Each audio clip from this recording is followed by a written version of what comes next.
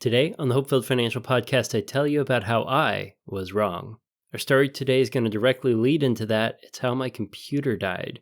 And our budget tip today is going to be how saying no to yourself really could mean not yet.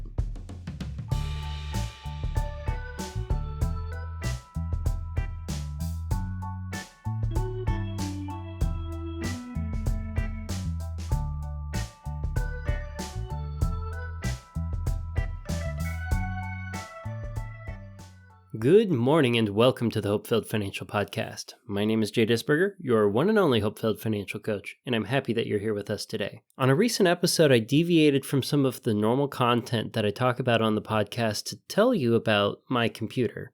That old laptop of mine was from 2017, and it's the one that I was using to record that episode. If you've already heard it or go back and listen to that episode, I talk about that computer as if I want to stretch it out until the M3 MacBook Pro lineup comes out sometime in 2024.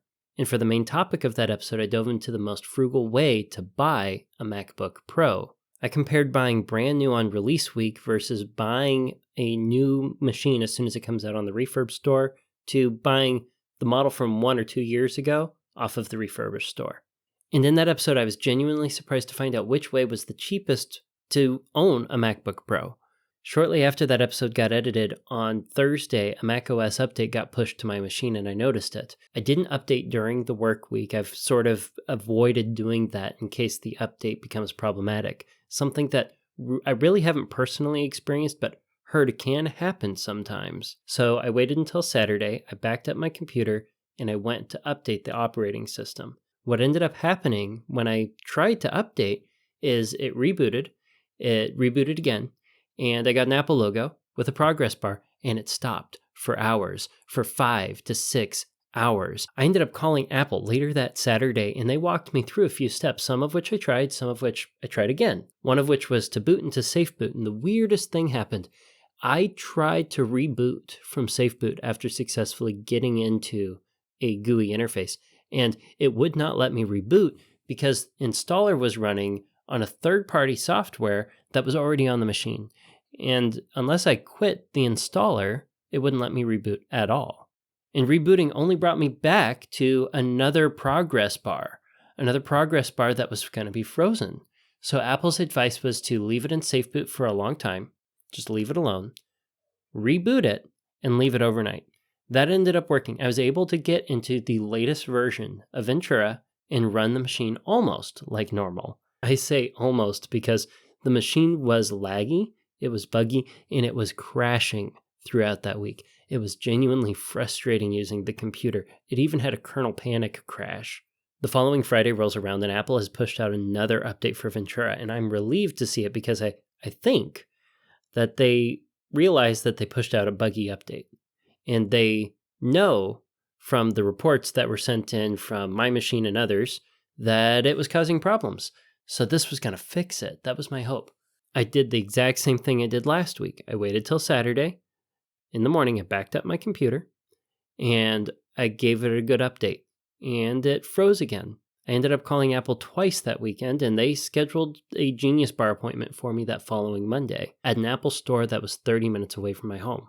I tried everything. Even booting into Safe Boot resulted in crashing and restarting of the computer. Nothing seemed to help it.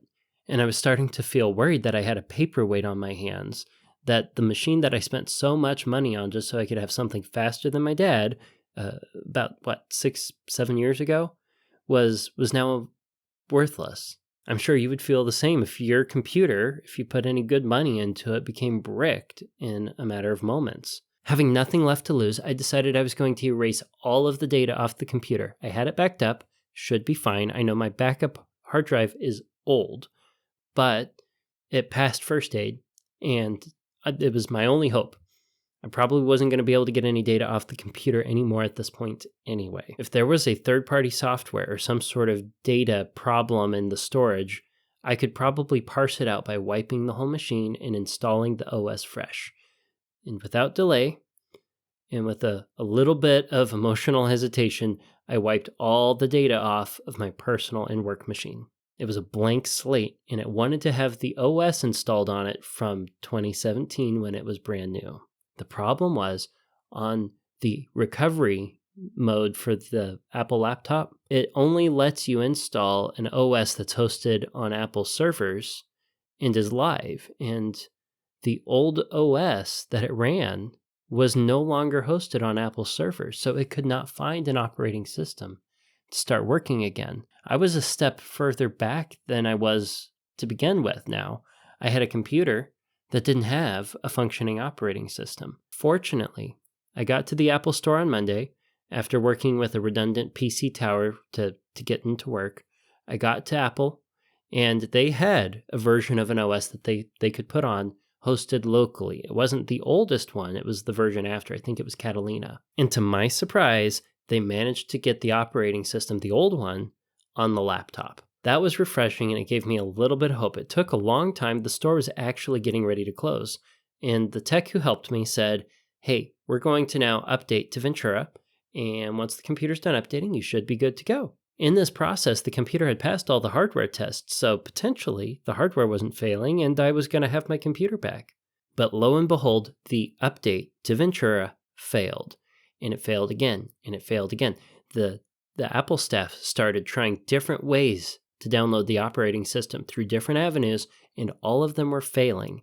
It was as if the hardware on the laptop, under the stress of trying to update the operating system, was simply crashing to a halt and not allowing the machine to do anything moving forward. Even trying to install older versions of macOS, not Ventura, going to Big Sur, didn't work. The machine just no longer could update from one operating system to the next. The store manager at this point, at past closing, told me that my laptop likely had hardware failing on it. However, there was a silver lining. It had passed the hardware test, which means I qualified for full trade-in value, $405 for that old machine, for a paperweight that I couldn't sell on eBay because it couldn't update the operating system. And it was declared vintage by Apple, so they weren't going to support any hardware repair. I was thrilled to hear that $405 was an option, and there was a little tip that came out of this for me. Chris told me that if I traded in the machine for the value and put it toward a new purchase, that they would be able to deduct the trade-in value from the new purchase price, and it would save me on taxes. The equivalent for my old machine then went from $405 to almost $450 given the tax savings. And that was a pretty sweet benefit. Before I tell you what I did that evening after visiting the Apple Store, it's time to cover today's budget tip.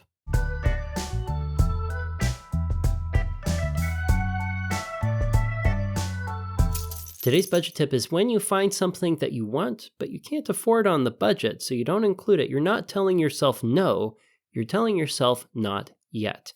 Your budget is your way of giving yourself permission to pursue a want or an expensive item in the future. And you can permit yourself to buy that thing or save up for it or set up a sinking fund. And it can be easier to tell yourself no when you don't tell yourself no, you say not yet. When there's something you really want and your monthly budget cannot fit it, you're not telling yourself no. You're using the budget as a way to tell you when. You can figure out how much you can save toward a future goal for when you can say yes. And knowing how much you can save per month will allow you to know when you can get there. And it's going to be so much easier for you to manage your money and exercise frugal discipline when instead of telling yourself no, you're telling yourself not yet. Ultimately, within reason, you're going to be able to pursue almost any purchase and acquire that want at some point in your hope-filled financial future. And you're going to be able to give yourself more peace through the budget by saying not yet instead of no. Now let's get back to the computer stuff and how I was wrong.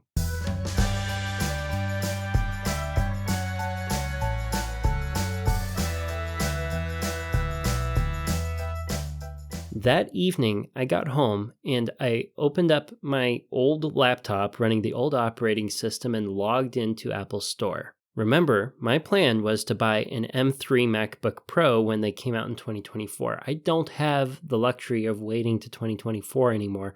I have to buy a laptop here in 2023.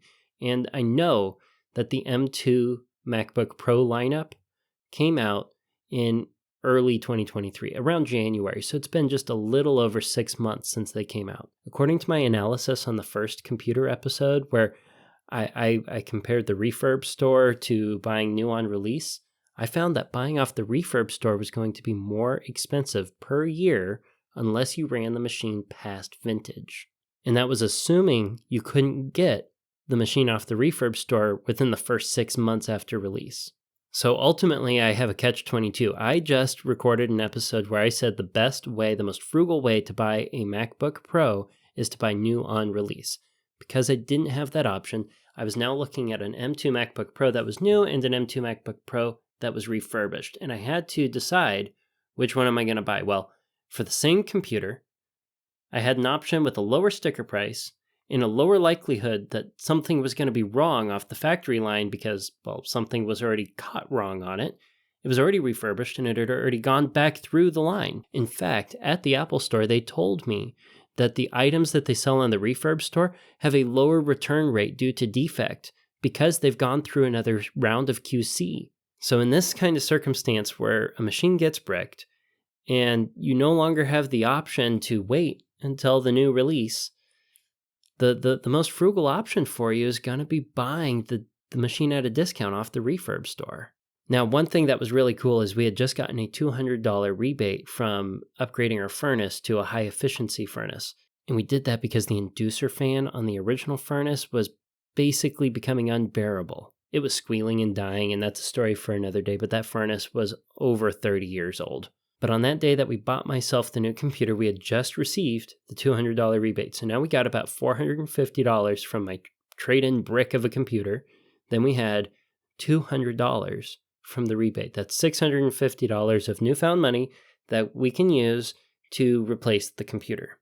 Now, because I went to the certified refurbished store, I was getting $410 off the official retail price for the equivalent machine that I was buying. Again, this year's model, not the one from 2 years ago, because that would have been even more expensive per year for me to do. I wanted the newest machine. It was still going to be more frugal. But I saved $410 from the refurb discount. Add that to the $650 we already have, and I saved over $1,000 on my brand new computer. I didn't have to put over $2,000 or $3,000 in to replace it with the newest model of MacBook Pro. I got to spend less than half on what I did on my current bricked computer for something that is a significantly improved upgrade that is going to allow me to record better podcast episodes for you. I don't know if you've noticed, but the fans haven't been kicking on and making obnoxious background noise. I know you might have picked up on that in some of the earlier episodes, or the audio quality before this episode was a little more degraded because I had to cut out so much background noise. So in the end, I was wrong that buying new is always going to be the most frugal option because sometimes circumstances mean you don't get that luxury of waiting until the new model comes out. And jumping the gun early because you think your machine's not going to make it to the next cycle may mean that you're getting rid of it earlier and upgrading it earlier and cutting down on the years anyway. So certified refurbished machines can still be a very frugal option for any of us. And I find that relieving because I think it's a good way to reduce e-waste as well. Reduce, reuse, recycle. Now, I mentioned earlier that my backup hard drive was old. And I mean really old. I'd been using it since I had a 2011 MacBook Pro. And I was using it as a time machine backup every day. So I got a little nervous that that particular backup was going to fail on me. But I'm going to save the story on how I'm mitigating my risk for data storage for a future episode. Don't forget to like, share, follow, and subscribe if you want to see that episode in the future. And if you like these episodes where I talk about my personal experience pursuing the most frugal purchases on major items like a computer or a furnace or some piece of technology, well, let me know in the comments below so that I can make more episodes like this, more episodes that you're going to like. More episodes that you're going to share, more episodes that provide excellent value to you. I think that's going to do it for us today. Until next week, until next Tuesday, budget bravely and enjoy your hope-filled financial future.